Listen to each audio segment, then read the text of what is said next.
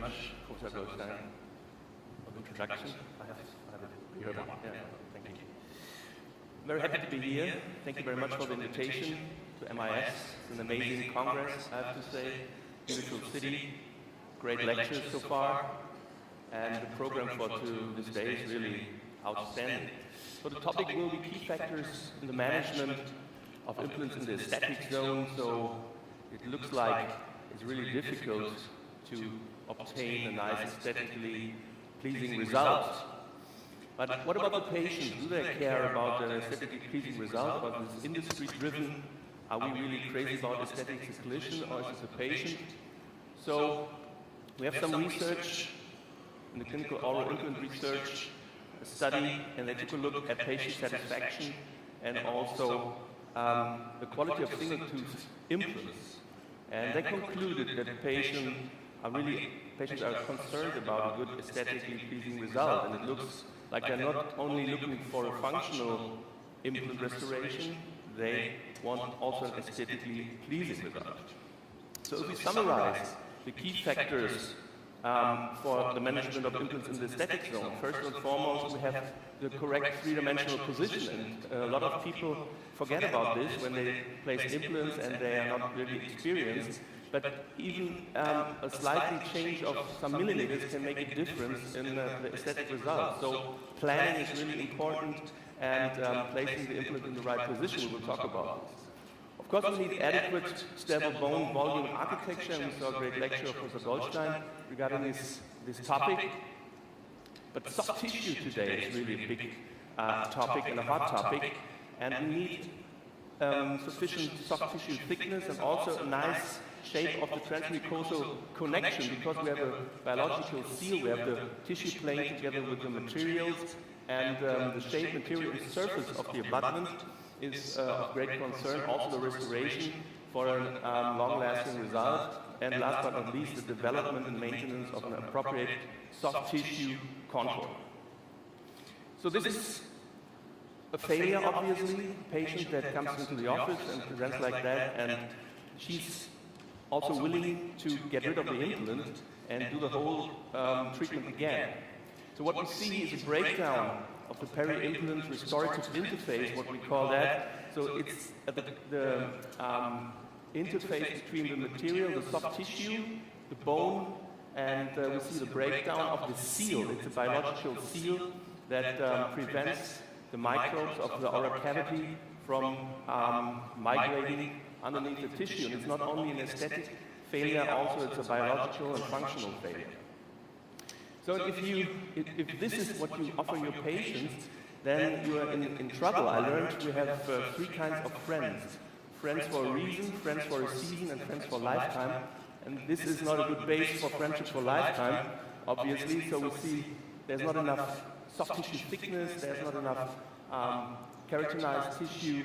You see the implants and the abutments shining through, and also the position of the implant is not really nice. And to save this now, at this stage, is really difficult. So we have just one shot, and we have to really place the implant in the right position and create enough soft tissue and also bone thickness in order to have stable conditions.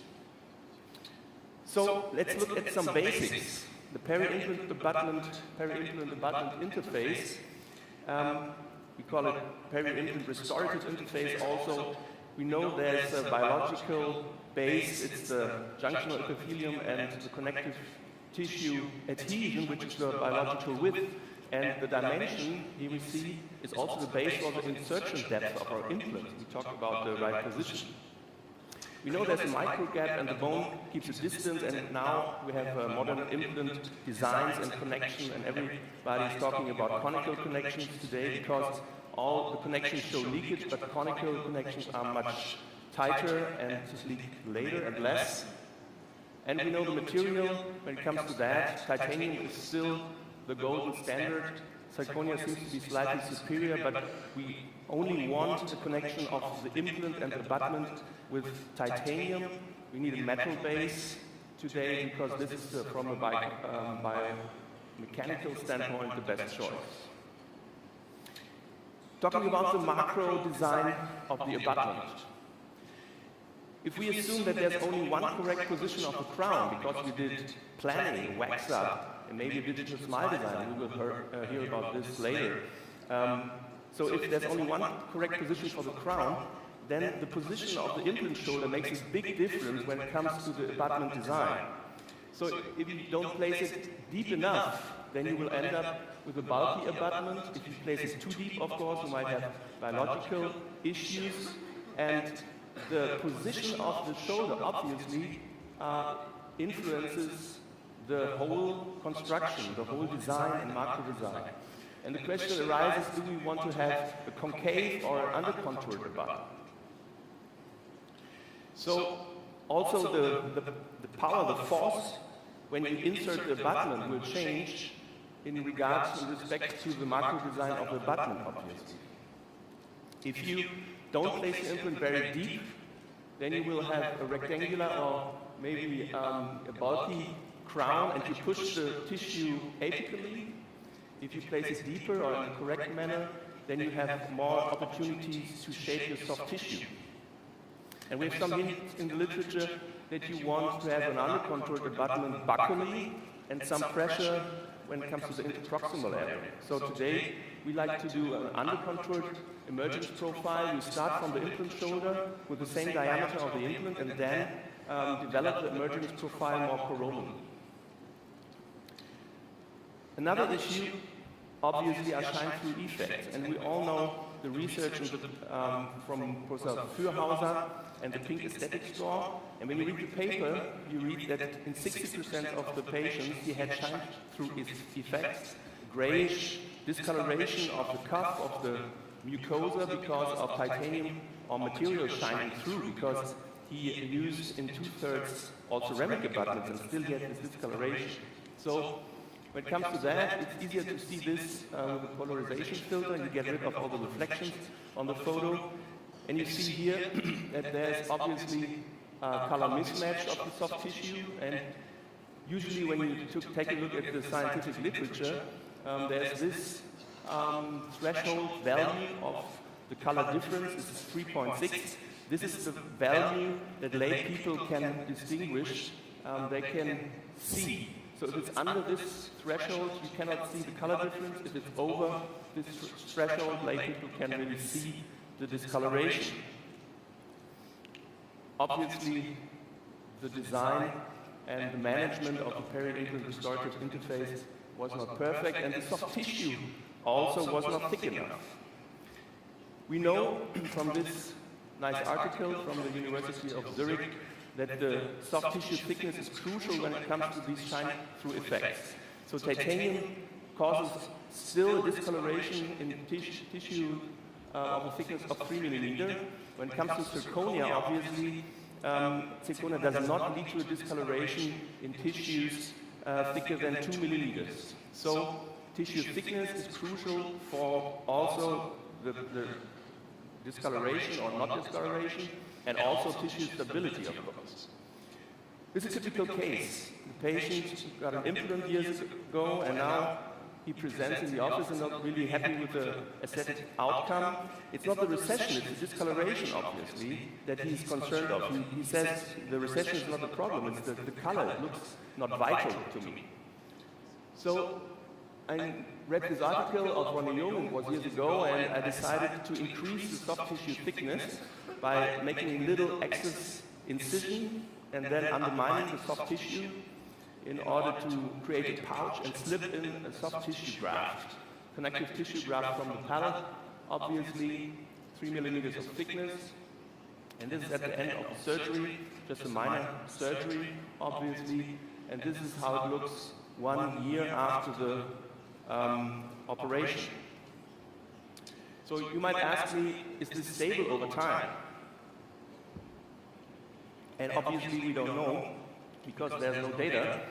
And we follow this up now with color measurements with the spectrophotometer, which is usually used to take a look at the tooth shape. And we see we started with a color difference of 10 and ended up 1 year later with a color difference of delta E2, which is very good because in the natural dentition, color differences of the mucosa are around 2.5. So when it comes to the aesthetic zone, we have data from Cochrane Systematic Review performed by Marco Esposito that the aesthetic outcome of immediately placed implants into fresh extraction sockets obviously is better than if you place an implant in a delayed or late manner. So immediate implant placement whenever it's possible is my first choice in the aesthetic zone. But there are also problems and complications with immediate implants, and these are the recession, obviously. And there are also risk factors that have been identified when it comes to this risk. It's the biotype, which is basically the soft tissue thickness. It's facial malpositioning, which is a problem, or thin and damaged buccal plate. We know that big diameter implants are not beneficial in immediate implant placement, so we're looking for smaller diameters. And the augmentation of the gap between the implant and the buccal bone obviously results in less horizontal resorption. We have a lot of data about this with anorganic bovine bone minerals. So this animation will show how we address immediate implant placement today. We know that the periodontal ligament and also the vessels will resorb after the extraction. This is shown by Kadaropoli. And you take out the tooth very gently and then place an implant with an aggressive threads in order to get primary stability. And we place it palatally in the palatal compartment of the socket and fill the gap. And then in addition, we create, again, a pouch buccally. So we want to augment also the soft tissue with a connective tissue graft. When I saw this approach first, and one of the first guys who used that, and I saw him performing that, is Tito Manku. And I was thinking, is it a good idea to really create a pouch buccally of the buccal wall? Because then you will compromise the blood supply of the buccal wall again, and this might result in bone resorption, but actually we have data about that. What do we know about implants in conjunction with connective tissue grafts? We showed, or Wiesner and Schnee showed in a study that it's possible to increase the soft tissue thickness, and they could increase the soft tissue thickness to 1.3. The other side, the comparative side, was 1.3 millimeters thicker than the control, but this was not an immediately placed implants. But when it comes to immediately placed implants, we have data from Uli Grunder. He did a case series and showed that he could really increase the soft tissue thickness and also increase the thickness of the ridge. And Suda, it's a group of Joseph Kahn from California. They did a prospective case series with 10 patients and showed they can maintain the level of the soft tissue and volume with this approach using anorganic bovine bone mineral connective tissue graft, and they emphasize the correct three-dimensional position of the implant. And there's an animal study published by Caneva where they showed that the connective tissue graft in the split mouth design showed minimal preservation of bone. There was no loss and also significantly thicker soft tissue. Here we have pictures from this animal study because I was really astonished when I saw it. This was not statistically significant, but it was a tendency that the bone on the side with the connective tissue graft looked thicker and better than on the other side. So let's take a look at the clinical case, immediate implant of a right central incisor. This is a patient, she's a veterinarian, and she has this failing right central incisor. Also, she's not happy with the all-ceramic restorations from 1.2 to 2.2 here in this region. They look monochrome and not very natural. Also, we have the leveling of the soft tissue is an issue. So we always start with an aesthetical analysis, as I learned from Christian Coachman many years ago. So we start from the face, taking a look at the reference lines, at the lip line, and then take a look at the proportion of the teeth in order to develop a new idea of what we want to give to the patient. And we see we have a surplus of soft tissue. It's an ideal case for an immediately placed implant. Also, the technician, Andreas Nolte here, does some analysis and develops an idea of a new restoration. So we always start from the restorative planning. We start from the wax up, which will guide us through the case. We will have silicon indexes and also a surgical template before we start the treatment. So we now get a proper idea of what we want to change, what we want to do, and what we want to achieve. Here we have a little video from the surgery. Again, we always take a look at the three-dimensional position. We start drilling in the palatal wall of the socket and try to engage the implant there and place the implant in the palatal compartment of the socket. The buccal wall was intact, and then we place an implant. In this case, it was around 4 millimeters of diameter, an old-fashioned implant design in this case. And on the right side, you see now the bone substitute in there. And now we start creating the pouch, going in with the scalpel, with the blade, starting from there, and then using this tunneling knife from Otto Suhr. And we go beyond the mucogingival junction to get a nice pouch. You can insert the soft tissue and use 6O monofilament microsurgical suture. Here we see the soft tissue graft that we harvested from the palatal side here, and you can see it's quite yellowish. We have fat, we have glandular in there, but still this works pretty well. You see the patient has a very thin biotype, and it's crucial to increase the soft tissue in this case.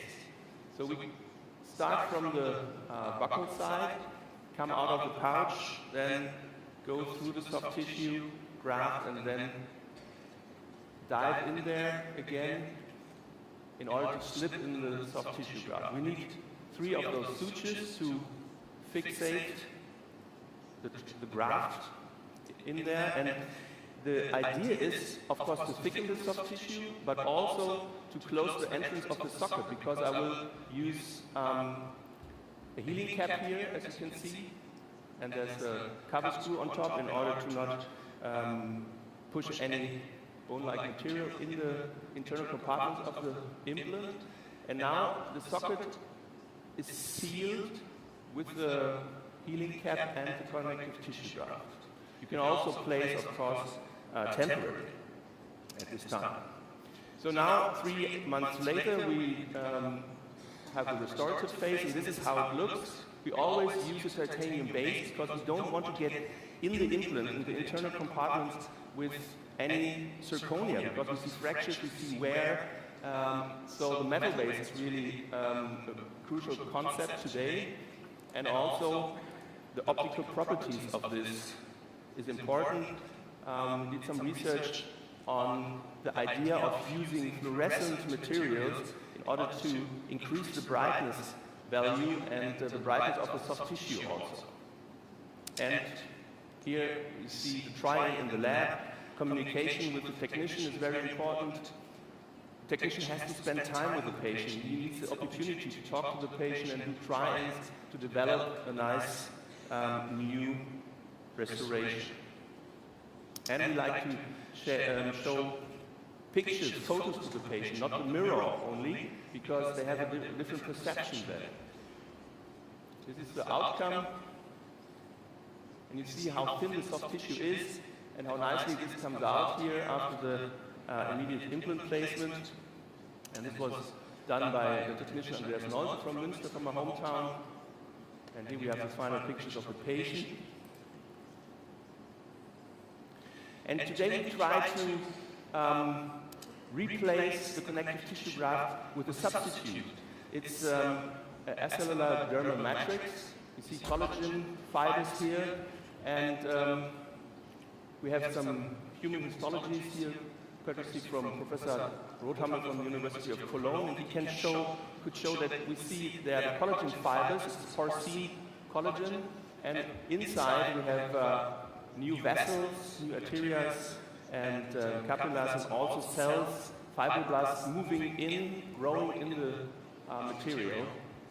And right now we're doing a prospective study on patients comparing the connective tissue graft with this kind of acellular dermal matrix. And I'll show you a case done with the V3 where we use this matrix. It's about this implant 1-1, so the right central incisor. We can see there's an internal resorption of the root. And here we have the CBCT scan.